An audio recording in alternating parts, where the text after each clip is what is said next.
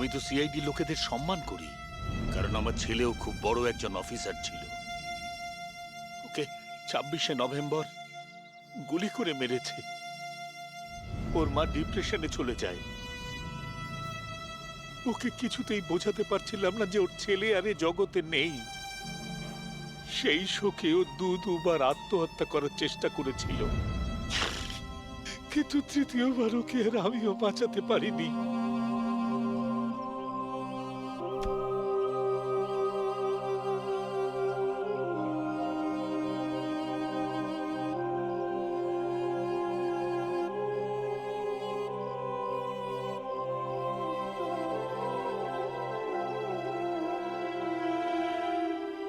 বেচারা সুরাজ বেকার বেকার মরে গেল এর চক্করে।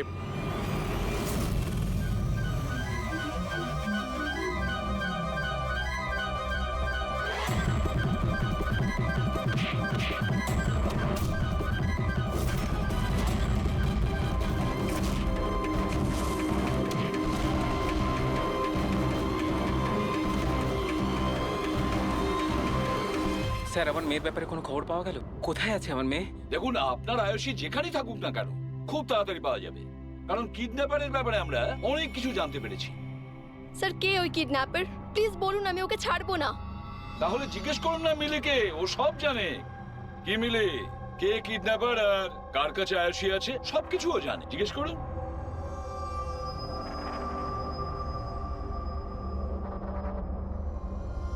স্যান্ডিকে তো চেনো তুমি, তোমারই বলাতে স্যান্ডি এর মেয়েকে অপহরণ করেছে। প্লিজ প্লিজ আমাকে ক্ষমা করে দিন, আমি ভুল করে ফেলেছি। কোথায় আমার মেয়ে? হ্যাঁ, কোথায় লুকিয়ে রেখেছিস আমার মেয়েকে? বল বল, কোথায় আমার মেয়ে? ম্যাডাম, আমি সত্যি বলছি, আমি আমি দিব্যি খেয়ে বলছি, আমি তো শুধুমাত্র স্যান্ডিকেই চিনি। আপনার মেয়েকে কিডন্যাপ করাতে আমার কোনো রকমের হাত নেই, আমি সত্যি বলছি। মিলি দেবী, আপনার কি মনে হয় আমরা সিআইডির লোকেরা ঘাসে মুখ দিয়ে চলি? আপনি স্যান্ডিকে চেনেন যেখানে, তার মানে আপনি এটাও জানেন যে আয়ুষীকে কোথায় কিভাবে রাখা হয়েছে, তাই না? তাড়াতাড়ি বলুন। স্যার, আমি সত্যি বলছি, ওই স্যান্ডি আমার চারপাশে সবসময় ঘুরে বেড়াতো। ওর মিথ্যে ভালোবাসাটাকে আমি সত্যি ভেবেছিলাম। আমি সত্যি বলছি, আমি কিচ্ছু জানি মিথ্যে না। বলছে। আরে কিছু তো জানেন আপনি, বাচ্চাটাকে কোথায় লুকিয়ে রাখতে পারে ওরা? আমি কিচ্ছু জানি না, আমি কিচ্ছু বলতে পারবো না। স্যার, ওই দিন থেকে আজ পর্যন্ত একটাও কন্টেনার বাইরে কোথাও যায়নি, কিন্তু স্যার এই এরিয়ার মধ্যেই আমরা কন্টেনারগুলো এদিক থেকে ওদিক করেছি। আচ্ছা একটা কথা বলো, এই যে এই এরিয়াতে যতগুলো কন্টেনার আছে এই পর্যন্ত, এইগুলোকে এদিক ওদিক করা হয়েছিল? হতে পারে স্যার। আচ্ছা এই কন্টেনারগুলো যখন নিয়ে গিয়েছিলে কোথায় নিয়ে গেছো, কোথায় রেখেছো মনে আছে? স্যার সেভাবে তো মনে নেই, কিন্তু এই এরিয়ার মধ্যে কন্টেনারগুলো এদিক থেকে ওদিক করেছিলাম। আপনি চাইলে চেক করে নিতে পারেন। চেক তো করতেই হবে।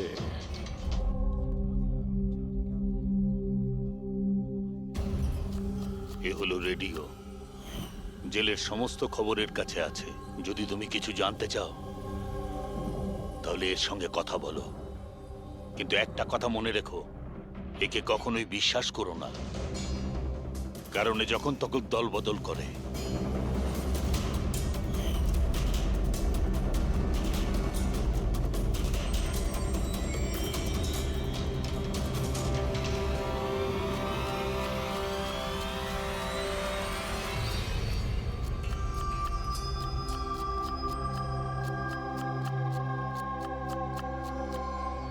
কোনো সাহায্য করব ভাই? পেঁয়াজ কাটো, কাটতে পারো তো নাকি? হ্যাঁ হ্যাঁ, কাটছি তাহলে কাটছি। কাটো।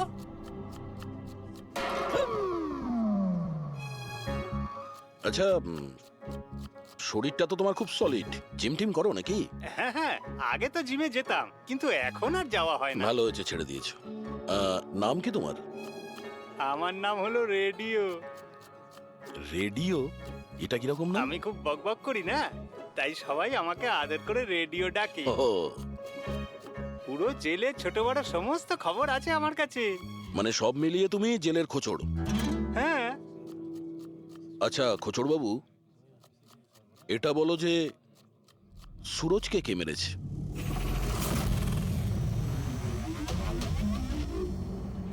কি হলো? তুমি তো এই জেলের সব থেকে বড় খোঁচড়, এটাও জানো না? হ্যাঁ, রেডিও নাম আমার। হাহ। চলো এটা বলো যে প্রমোদকে কে মেরেছে? জানো না? আরে কি ধরনের খোঁচড় তুমি ভাই, ছিঁচকে একদম। কিসের খোঁচড় তুমি? হ্যাঁ, আরে বাবা এটা তো জানো যে প্রমোদ যখন খুন হয়েছিল তখন ও কি কাজ করছিল? ও তো জানি ঝুড়ি বানাতো। ঝুড়ি বানাতো? হ্যাঁ, আর এই ঝুড়ি বানানোর কাজে ওর সঙ্গে কে কে ছিল বলো? বলরাজ, সানি, সুরজ আর কল্পেশ। সুরজও ছিল? হ্যাঁ, এই সানি, কল্পেশ আর বলরাজ এই সময় জেলে কি কাজ করছে? এই লোকগুলো ওই যে ফার্নিচার তার কারখানায় কাজ করে। হ্যাঁ তুমি কি ওদের সাথে দেখা করবে? হ্যাঁ চলো দেখা করি। এই চলো চলো, তাড়াতাড়ি হাত চালাও, এখন অনেক রান্না বাকি আছে। হ্যাঁ, করছি তো। এই তো তখন থেকে বিরক্ত করছে আমায়। আমি কোনো উপায় বার করছি।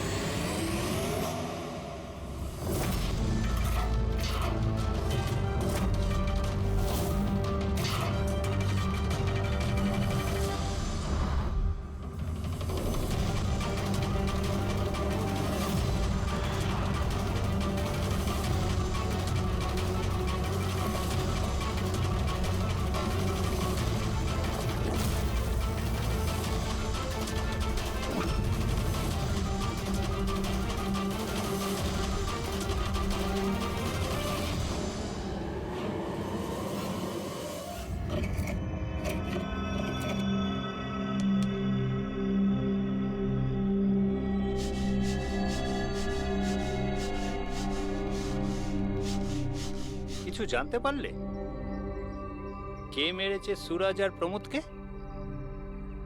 তোমার জিজ্ঞাসা করার ধরন দেখে তো মনে হচ্ছে তুমি জানো কে সে, যে ওদের দুজনকে মেরেছে। হ্যাঁ, কারা ওরা? হিতেন আর আকাশ।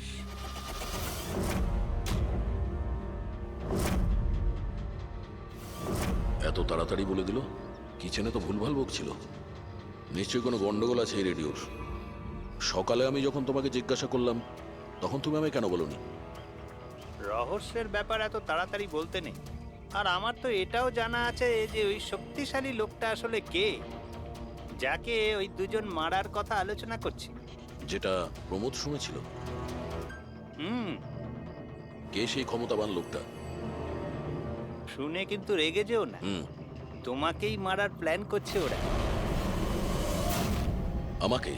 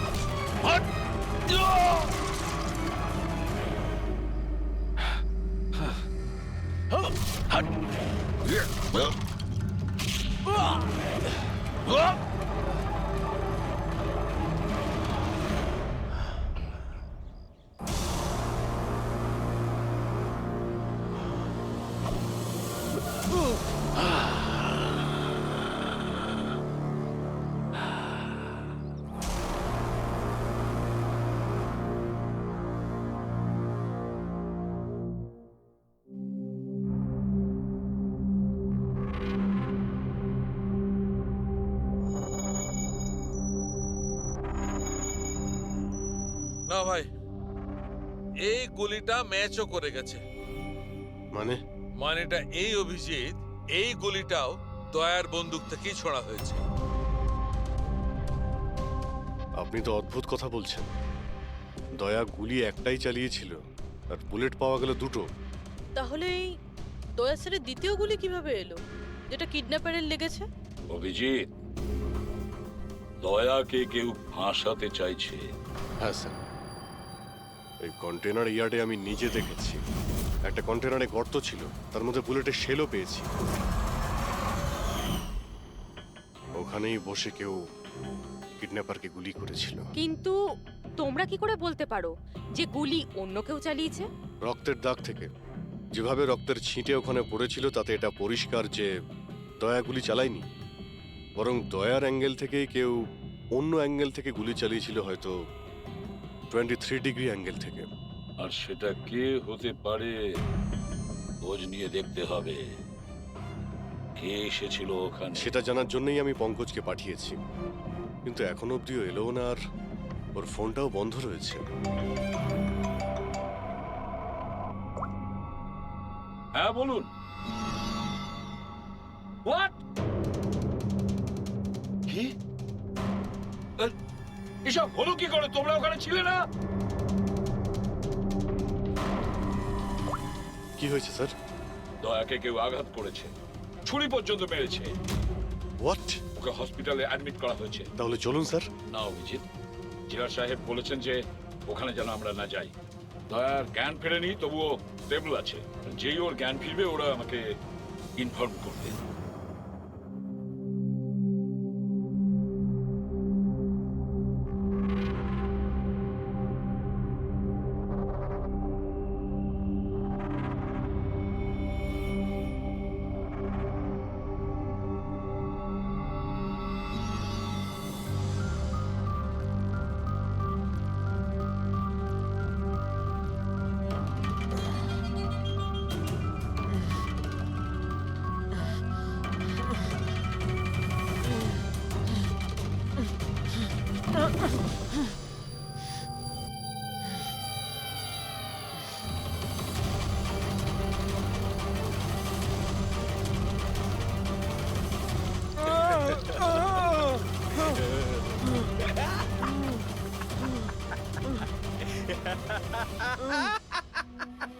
যত হাসার হাস, তোর আর বেশি দিন বাকি নেই। হেসে নে। আরে ভাই, তোদের সিআইডির এটাই প্রবলেম জানিস তো, ভীষণ বেশি বকবক করিস। সব শেষ হয়ে গেছে, তবু তোদের সাহস কমেনি। মৃত্যুর মুখে দাঁড়িয়েও বড় বড় কথা বলছিস। এই স্বভাব না মরার আগের মুহূর্ত অব্দি যাবে না, বুঝেছিস? আচ্ছা, তাহলে আমি নিঃশ্বাসটাই বন্ধ করে দিই। আমাকে যে ফলো করে তাকে আমার একদম পছন্দ হয় না। কোনো অপরাধী, বুদ্ধিমান অপরাধী নিজের পেছনে কোনো প্রমাণ ছেড়ে যায় না। প্রমাণ তো তুই ওখানেই ফেলে এসেছিলি। তুই গিয়েছিলিস না ওখানে, ওই আড়ে?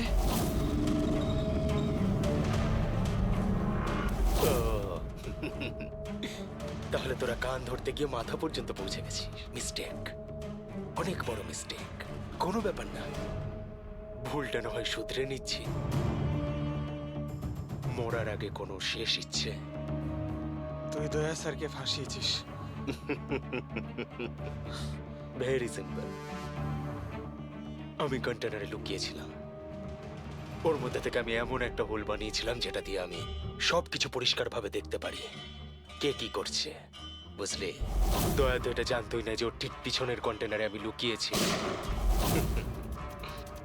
স্যান্ডি এটা ভেবেছিল যে দয়াকেও ব্যস্ত রাখবে আর আমি দয়াকে গুলি করে দেবো, কিন্তু স্যান্ডি তো এটা জানতোই না যে ও বেচারা। খুব স্মার্ট না? একটা প্রশ্নের উত্তর দে। চল বল বল। আরে জিজ্ঞেস কর, শুরু কর। দয়া স্যারের বুলেট কোথা থেকে পেলি তুই? খুবই সহজ ছিল। ফায়ারিং রেঞ্জ থেকে আমরা একটা বুলেট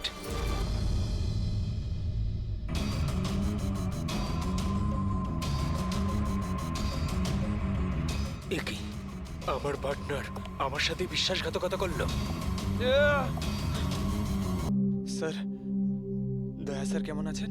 এখন দয়া ঠিক আছে, চিন্তার কোনো কারণ নেই। দেখো অভিজিৎ, খুব বড় প্ল্যানিং করেছিল ওরা দয়াকে ফাঁসানোর জন্য। হ্যাঁ স্যার। আর এই কিডন্যাপিংটা ওই প্ল্যানেরই একটা পার্ট।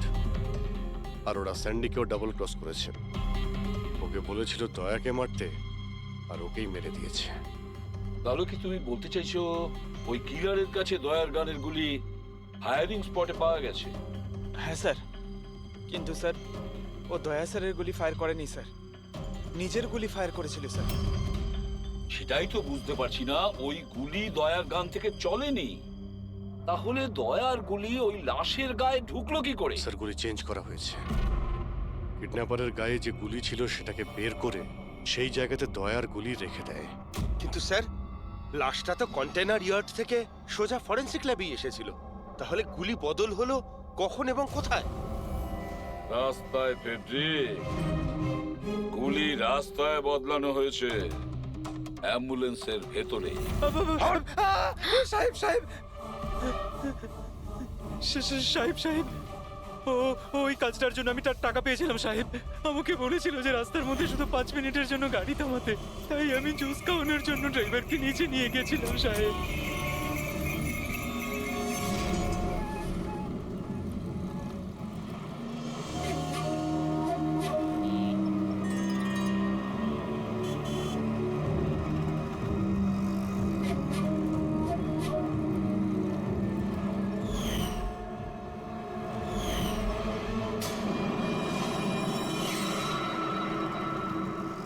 মিলি কোথায়?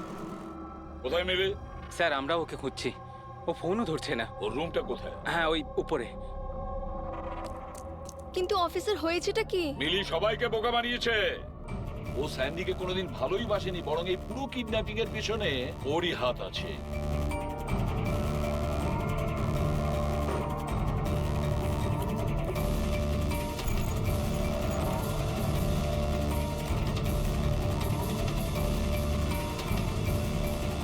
স্যার এই ছবি মিলির ঘরে ছিল। এ তো আকাশ আর হিতেনের ফটো, যারা দয়াকে আঘাত করেছিল জেলের মধ্যে। কিন্তু স্যার একটা কথা মাথায় ঢুকছে না, এই দুজনের ছবি মিলির ঘরে এলো কি করে? অভিজিৎ, এর একটাই মানে দাঁড়ায় যে পুরো প্ল্যানটা দয়াকে শুধু জেলে পাঠানোর উদ্দেশ্যে নয়, বরং জেলের ভেতরে দয়াকে কিভাবে মেরে ফেলা যায়। তার মানে স্যার দয়াকে এখনো কেউ মেরে ফেলতে পারে, ওর উপরে আবার আক্রমণ হতে পারে। সরি এসিপি স্যার, যতক্ষণ না উপযুক্ত প্রমাণ আপনারা আনছেন দয়াকে ছাড়তে পারবো না। স্যার স্যার ওকে কেউ মেরে ফেলতে চাইছে। স্যার ওকে ফাঁসিয়ে জেলে পাঠানোর প্ল্যান ছিল। দেখো, আমরা যেটা করছি এখন সব আইন অনুযায়ী করছি, আর সেটা দয়ার পক্ষেই করছি। স্যার আইন অনুযায়ী এ সমস্ত করলে অনেক দেরি হয়ে যাবে। একটা হামলা হয়ে গেছে স্যার, ও জীবন আর মৃত্যুর সঙ্গে লড়ছে। এসিপি সাহেব, আপনি একজন সিনিয়র অফিসার, আপনি খুব ভালোভাবে জানেন প্রোটোকলের নিয়ম অনুসারে আমরা আমাদের নির্ণয় বদলাতে পারি না। স্যার কিন্তু আই এম সরি এসিপি সাহেব, please.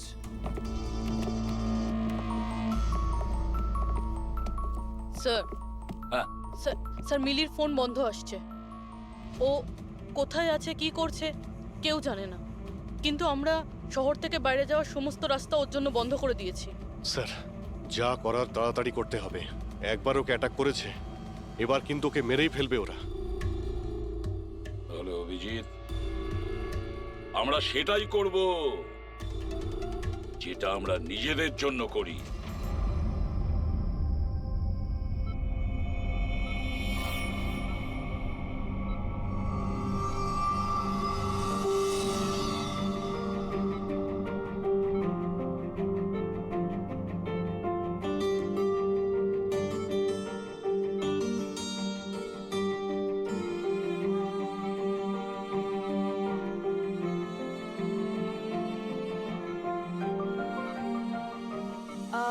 I am sorry sir, visiting time শেষ হয়ে গেছে, আপনাদেরকে বাইরে যেতে হবে। আমি পেশেন্টের ব্যান্ডেজ চেঞ্জ করব।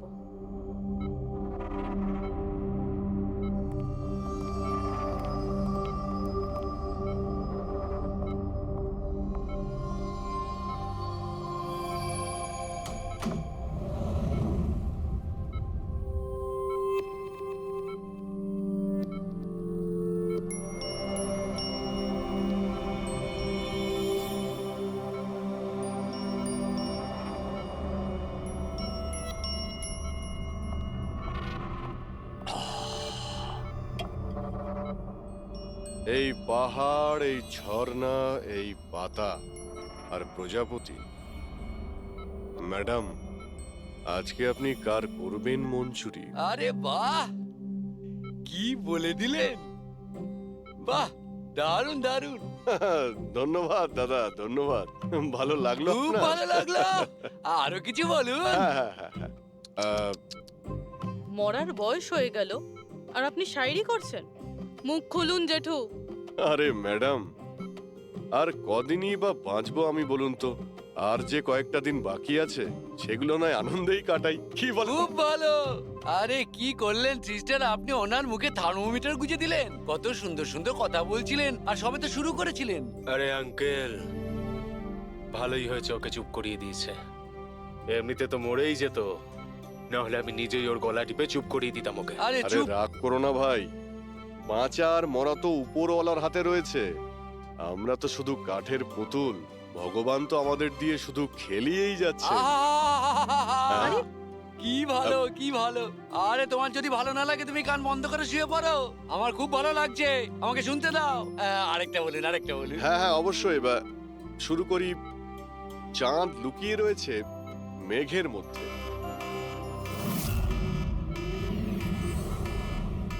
এই পালাও পালাও, তাড়াতাড়ি পালাও, তাড়াতাড়ি পালাও সবাই, হসপিটালে আগুন লেগে গেছে, তাড়াতাড়ি পালাও, তাড়াতাড়ি তাড়াতাড়ি।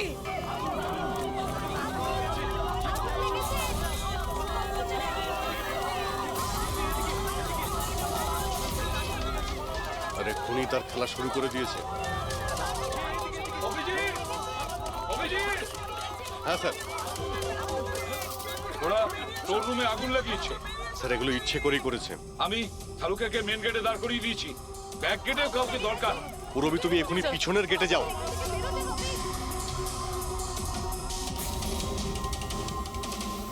আর অভিজিৎ, হ্যাঁ স্যার। দয়া খেয়াল রাখো, তার সঙ্গে থাকো।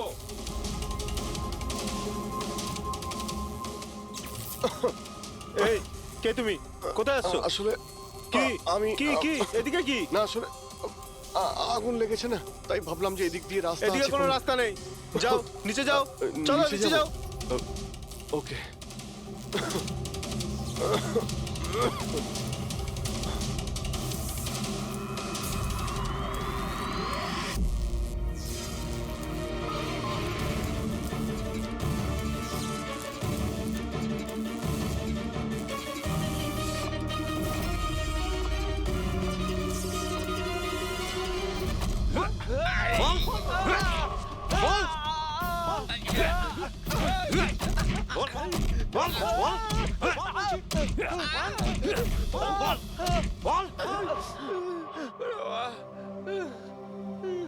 আমি তোমাদের দুজনকে আধ ঘন্টার সময় দিচ্ছি, তাই এই আধ ঘন্টার মধ্যে সম্পূর্ণ সত্যিটা তোমাদের মুখ থেকে শুনতে চাই। বলো, কে পাঠিয়েছে তোমাদের দয়াকে মারার জন্য? বলো। সাহেব, আধ ঘন্টা দিন বা পুরো দিন দিয়ে দিন, কিন্তু এখান থেকে কিচ্ছু বেরোবে না। কিন্তু ওকে মারার জন্য তো আমাদের বলা হয়েছিল।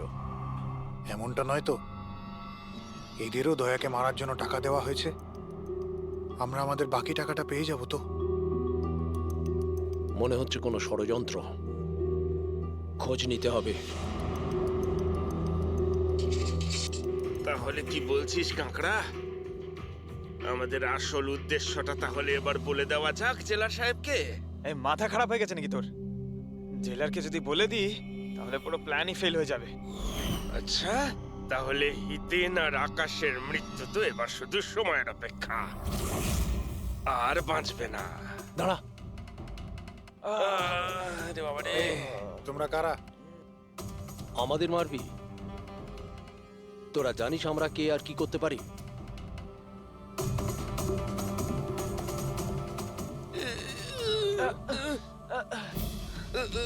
ওরে বাবা রে, মরে গেলাম। ওরে বাবা।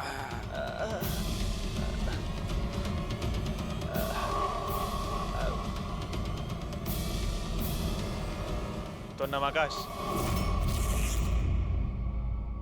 আর তুই হিতেন।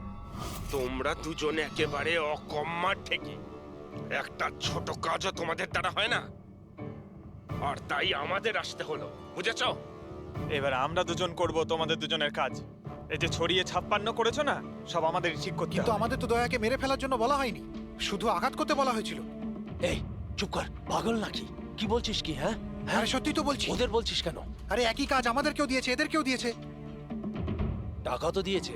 হ্যাঁ, আর যদি আমরা বাকি টাকাটা না পাই তাহলে? কি টাকা দেবে না? আমি কি ছেড়ে দেবো? কিন্তু এদের বলছিস কেন?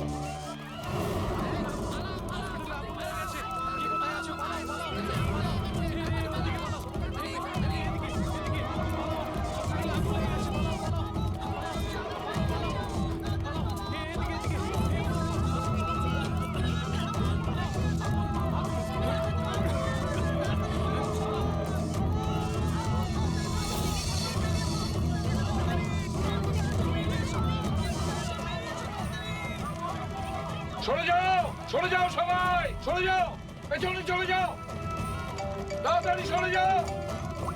হ্যালো, হ্যাঁ পঙ্কজ, কি বললে তুমি?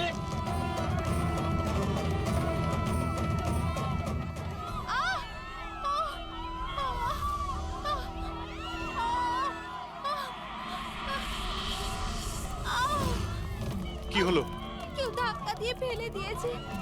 আচ্ছা, আঘাত পেয়েছি, হাঁটতে উঠুন পারছি না। তাড়াতাড়ি আসুন।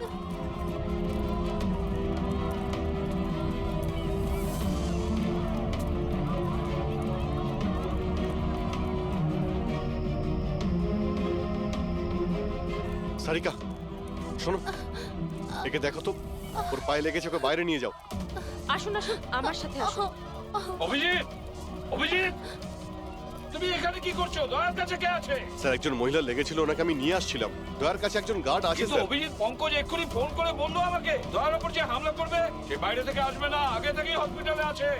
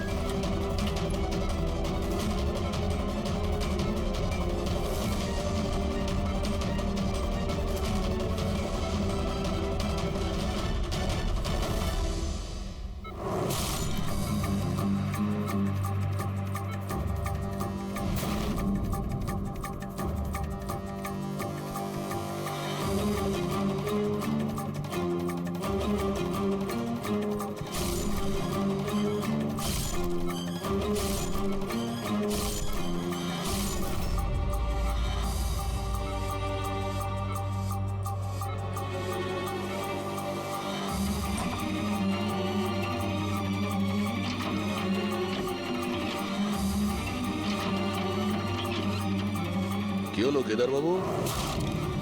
দরজা খুলছে না নাকি?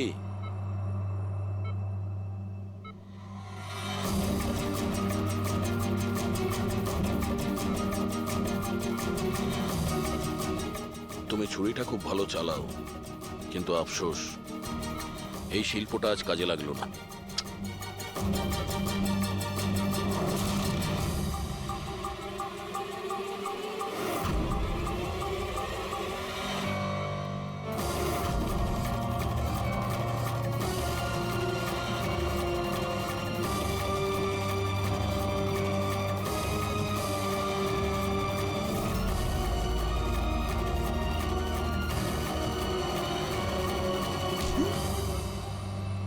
ছেড়ে দাও আমাকে, আমি ওকে ছাড়বো না, আমি ওকে ছাড়বো না।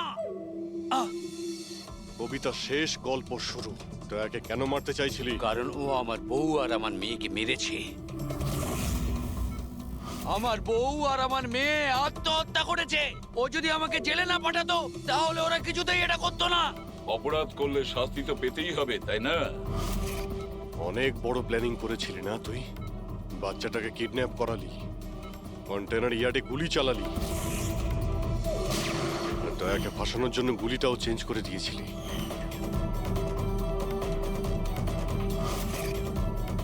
ওই ওই বাচ্চাটা কোথায়? ওই বাচ্চাটা কোথায় যাকে তুমি কিডন্যাপ আছে করেছো? কোনো আপনজনের কাছে। কে হয় তোমার সেই আপনজন? বলবো না। যদি আমার সেই আপনজন জানতে পেরে যায় যে আমাদের প্ল্যান ফেল করে গেছে, তাহলে ও বাচ্চাটাকে মেরে ফেলবে। আর যদি ওই বাচ্চাটার কিছু হয় না, তাহলে আমি তোকে প্রাণে মেরে ফেলবো।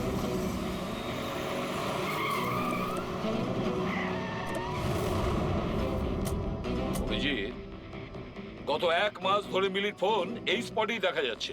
বাচ্চাটাকে এখানেই কোথাও লুকিয়ে রাখা হয়েছে। স্যার, এই মিলি আবার ওই কেদারের কোনো আপনজন নয় তো, যার ব্যাপারে ও আমাদের বলছিল? হতে পারে ফ্রেডি। ওনাদেরকে বলো গাড়ি থেকে বাইরে না বেরোয়। আপনারা প্লিজ গাড়িতেই বসুন প্লিজ। কিন্তু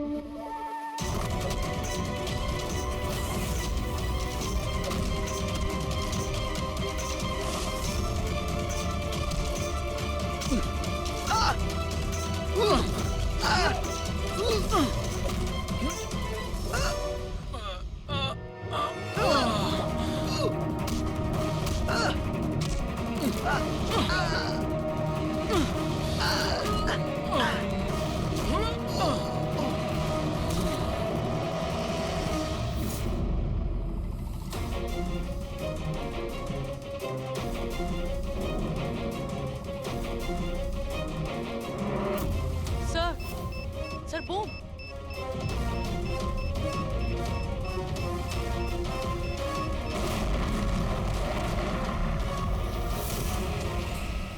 মিলি দাও! মিলি পালাবে না! বাচ্চাটাকে, বাচ্চা পড়ে যাবে। বাচ্চাটাকে আমাদের দিয়ে দাও। আমাকে বাধা দিও না, আমি বলছি আমাকে যেতে দাও, না হলে আমি এই বাচ্চাটাকে ফেলে দেবো। দেখো, তুমি যা করছো খুব ভুল করছো। ঠিক আছে, আমি এরকম কিচ্ছু করব না। আপনারা আপনাদের গান নিচে রাখুন। ঠিক আছে।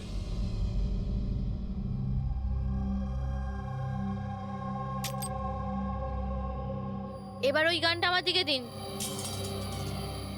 তুমিও।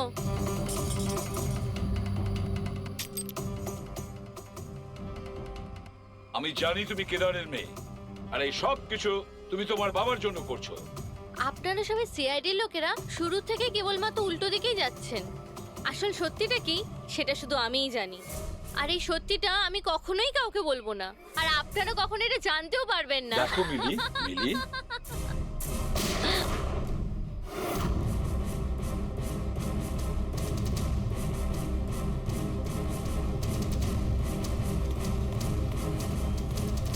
আমার মেয়ে, আমার এটা মেয়ে। কি করলে তুমি?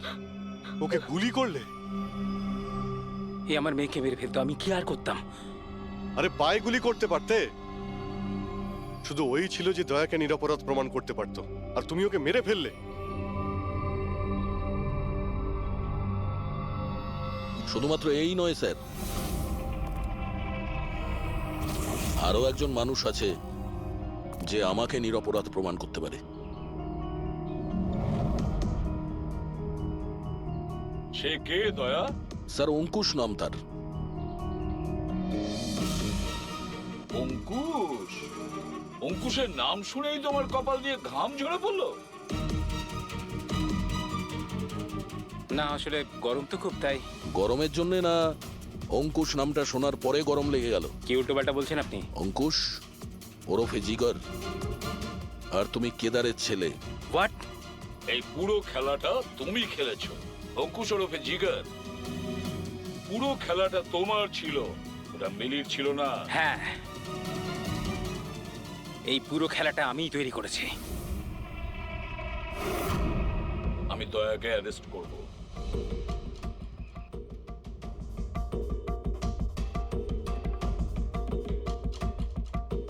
মিলিকে বলে আমি রাকাকেও আমার রাস্তা থেকে সরিয়ে দিয়েছিলাম, যাতে আমার কথা কেউ কোনোদিন জানতেই না পারে। আর আমি হলাম অঙ্কুশ, কেদার হলো আমার বাবা। আর আপনারা সবাই ভালো পুলিশের মতো আমাকে এখান থেকে যেতে দেবেন, কারণ যদি আপনারা আমার সাথে কোঅপারেট না করেন তাহলে না না। কেমন বাবা তুমি? প্রতিশোধ নেওয়ার জন্য নিজের বাচ্চাটাকে মেরে ফেলবে, নিজের পরিবারকে ধ্বংস করবে? এরা আমার পরিবারের কেউ নয়, এরা সবাই অ্যাক্টর। এ আমার বউও নয়, এ আমার বাচ্চাও নয়। দুবাই থেকে আসার পরে 6 মাস লেগেছিল আমার এই পরিবার তৈরি করতে, কারণ আমার আসল পরিবারকে পুরো পৃথিবীর সামনে মেরে ফেলেছে এই দয়া। আমার মাকে, আমার বোনকে, আমার বাবাকে জেলে পাঠিয়ে দিয়েছে। তোমার শত্রুতা আমার সঙ্গে, তোমার বদলা নিতে হলে আমার সঙ্গে নাও। গুড বাই দয়া।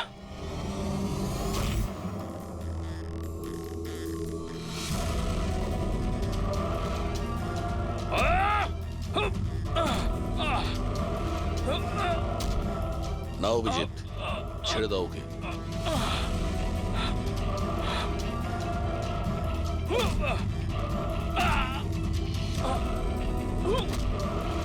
আইনের হাত শুধু লম্বা নয়, শক্তিশালীও হয়।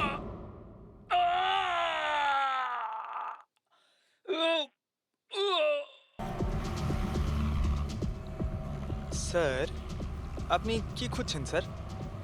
দয়াকে বাঁচানোর সূত্র। স্যার, ওনার নিরপরাধ হওয়ার কি প্রমাণ পাবো স্যার? ওই গুলিটা পঙ্কজ, যেটা ওই কিডন্যাপারের লেগেছিল। কিন্তু স্যার, ওই গুলিটা তো সালুঙ্কে স্যার ওর পিঠ থেকে বার করে নিয়েছিল।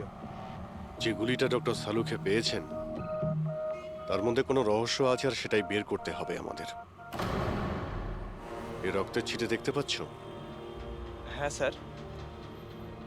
যেভাবে ওই কিডন্যাপারের গুলি লেগেছিল তার মধ্যেই কোনো রহস্য লুকিয়ে আছে, আর সেই রহস্য এই রক্তের ছিটেই বলে দেবে।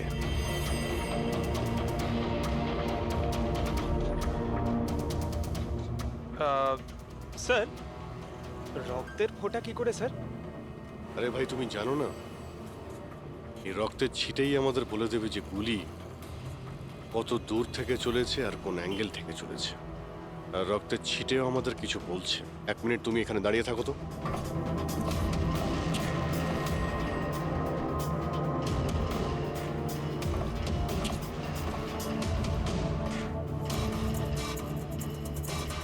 পঙ্কজ, তুমি একটু নিচু হও তো।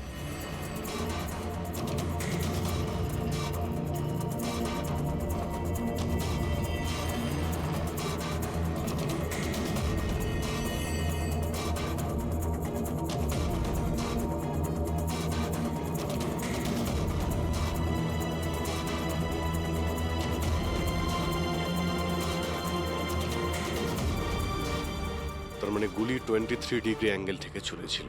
পঙ্কজ, ওই দিন ওই কিডন্যাপারের উপর একটা নয়, 2টো গুলি চলেছিল। একটা দয়ার বন্দুক থেকে আর একটা অন্য কারো বন্দুক থেকে। স্যার, কিন্তু আমরা তো গুলি একটাই পেয়েছি, তাহলে দ্বিতীয় গুলি কোথা থেকে এলো? ওই দ্বিতীয় গুলিটাই তো আমাদের খুঁজতে হবে। ওই কিডন্যাপারের এখানে গুলি লেগেছিল, ও এখানে পড়েছিল, আর পুতুলটা এইখানে পড়ে। তার মানে দ্বিতীয় গুলিটা যেটা পায়ে লাগার কথা ছিল সেটা এখানেই কোথাও রয়েছে।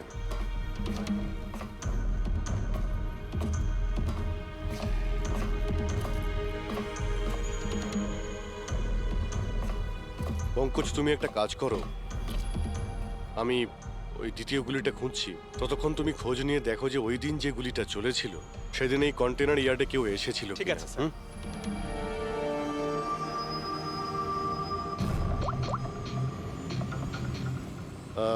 মিস্টার সুপারভাইজার, আপনি একটু উপরে আসবেন।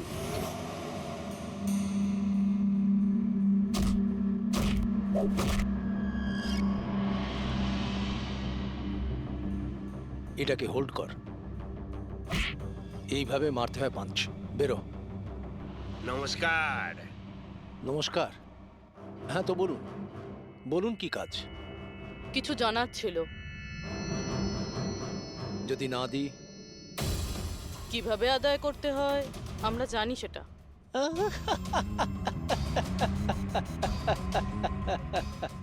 জানেন, আমরা হচ্ছি বক্সার, আর আমাদের হারাতে গেলে আপনাকে একটু শক্তিশালী হতে হবে। মহাশয়, এনাকে এত হালকা ভাববেন না। এনার গায়ে অনেক শক্তি। আপনার মতন চারটে পালোয়ানকে এক তুড়িতে উড়িয়ে দিতে পারেন না। ব্যাস একটা